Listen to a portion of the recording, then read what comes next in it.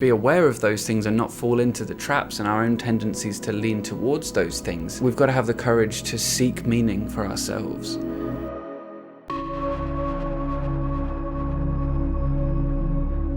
A lot of the things that make our lives what they are devoid of memory or like emotional meaning in a lot of ways. And I think we've become accustomed to that. You know, once upon a time, the things that we had were things that we might have made for ourselves or that people we knew might have made for us. And I think we still have those kinds of things in our lives, like, you know, a blanket your grandma made you when you were a baby that you've kept or something like that. But the majority of things that we have are consumer products. They're created to be sold, and in many cases created to break soon so you replace it and spend more money. A lot of the things that we have don't have that emotional meaning that they used to have. Instead of personal value and meaning, we have sign value, you know, the brand value, the meaning of a brand. That one thing is more valuable or more expensive or has greater meaning than something very, very similar that doesn't have that branding on it, right? And we have, you know, the monetary value of the thing, the assigned financial value of a thing. But we don't have things that have such great emotional, personal meaning in quite the same way that we used to have. And the data economy and surveillance capitalism and planned obsolescence, they're only exacerbating this. With an iPhone that breaks after 6 months just in time for the new model to come out, or products and content and experiences which are curated for us personally in this strange and artificial way. The words discover and explore don't really mean the same thing that they used to mean in this context. Not when they're on a tab on an app which has an algorithm that is predicting what you might like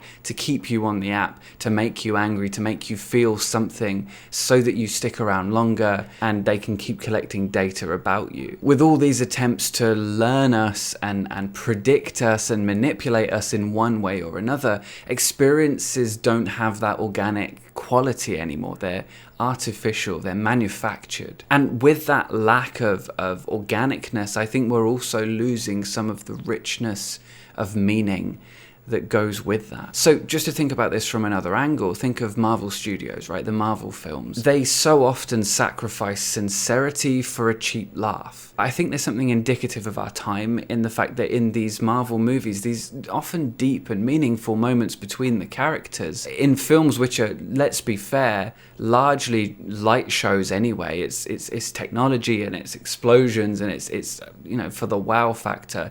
There's not a great deal of depth in these films anyway, to be fair. But in those moments in these films where there is, they're trying for depth, you know, there's something deeper and more emotional and connected about these moments. They're so often undermined by slapstick jokes, cheap jokes, and often unfunny gags. Don't get me wrong, I don't mind the occasional light show. I think variety is the spice of life, and occasionally I'll watch a film like that. Definitely enjoyed some of them, but I don't think we can ignore that there's something in that should tell us something about the way that we're approaching deep and meaningful connection and the lack of it in so many instances in our society at the moment. I think we avoid sincerity and transparency quite often in society today, and I think Tinder's a great example of that. You know, it's a great way to get certain needs met, to feel better, or get your rocks off or whatever, without actually having a real connection with somebody. I think in our society, we avoid being known and we avoid knowing ourselves. We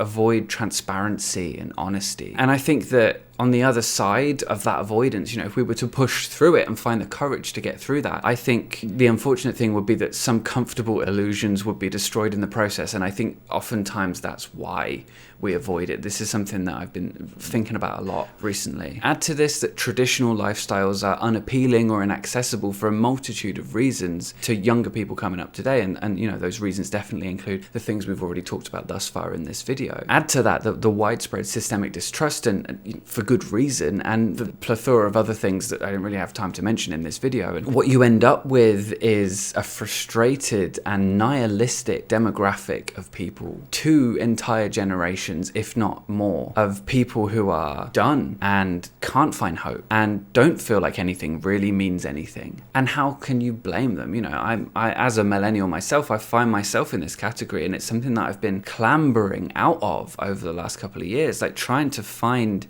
something that matters for me, enough to drive me in my life. To think of the default, 12 layers of protective irony in our memes and the widespread anxiety that just plagues younger people today. One thing that those things can tell us is that we've found this strange way to shrink back from life's challenges. And I think we've got worse at dealing with those challenges, sort of holed up in our terminally online shells. Whatever the reason, whether it's personal or circumstantial, that we end up feeling like things can't have meaning. In order to get through that, in order to bring meaning back, and I think it has to come back personally, I think courage is a must. I think it's quite common these days, and maybe even normal, to have accepted sort of implicitly that because we've all sort of accepted that nothing has any inherent meaning, that means that things can't have meaning in one way or another. And that's sort of pervaded this sort of weird sort of capitalist consumerist way that we all go about living, treating objects as disposable, treating each other as disposable sometimes. Back to Tinder again. It's odd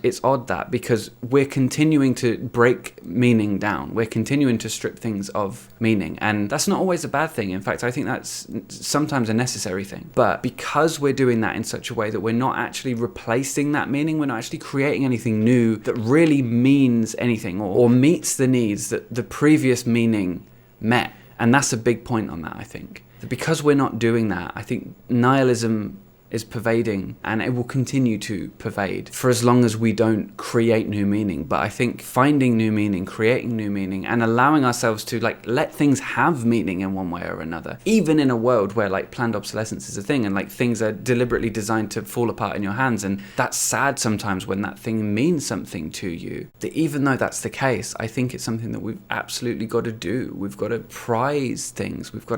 Things have got to matter to us. We've got to treat the world like it matters, And that, I think, requires courage, especially in a situation where the norm is to treat many things as disposable and to treat things as if they can't have meaning or even shouldn't have meaning.